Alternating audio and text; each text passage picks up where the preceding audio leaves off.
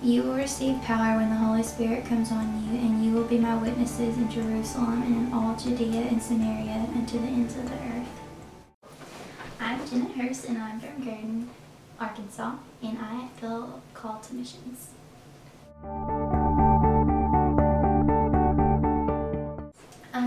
It started over a period of time whenever I was in Guatemala.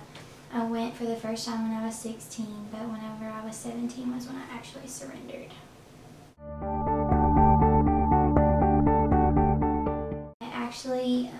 I had really enjoyed the trip that I was on, and it was about halfway through, and I was reading my Bible one night, and I was writing in my journal, and I just was writing down things from the day, and I wrote down a sentence, and it said, I feel like the Lord is calling me to missions, but I'm not really sure when or where. And I just sat back and looked at the sentence after I had written it, and it was kind of I just felt like I didn't have control of the pencil, and I wasn't consciously thinking of that whenever I wrote it.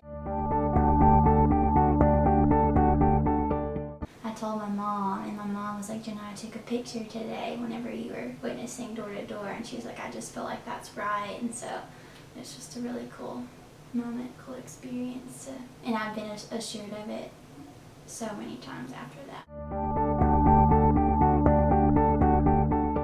Since I've been at Ouachita, when I first surrendered to missions, I kind of had this idea that you had to go overseas and live, and you could never see your family, and you couldn't really raise a family. I might have to be single for the rest of my life. I just had this huge picture of what I thought missions was going to look like at that time. But since I've gone through my classes and I've met different people, I've realized that missions looks different. It doesn't have to be a cookie cutter version or definition.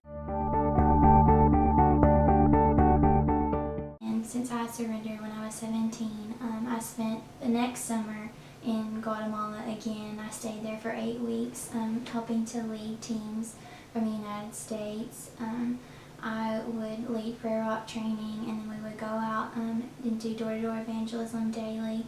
So I shared my testimony several times and led several people to accept Christ. And we worked in Bible schools and medical clinics and stuff like that. And then this summer, I will be going to work in a church in South Carolina as a missions coordinating intern. So I'll get to see the sending side of the team aspect, and that's really exciting. And I'll also spend 2 weeks in India working with pastors' wives as there's a pastors' conference going on.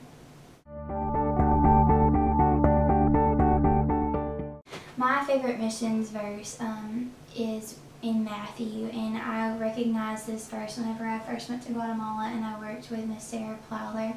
She had this verse written on the underside of her hat that she would always wear, and so she wore it out every day to go evangelize. But it's Matthew 9:37 and 38, and it says, "The harvest is plentiful, but the workers are few.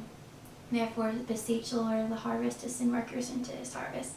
So that kind of is what I feel like my call looks more like, is I want to be behind the sending aspect of it, and I want to encourage people and motivate people to share the good news.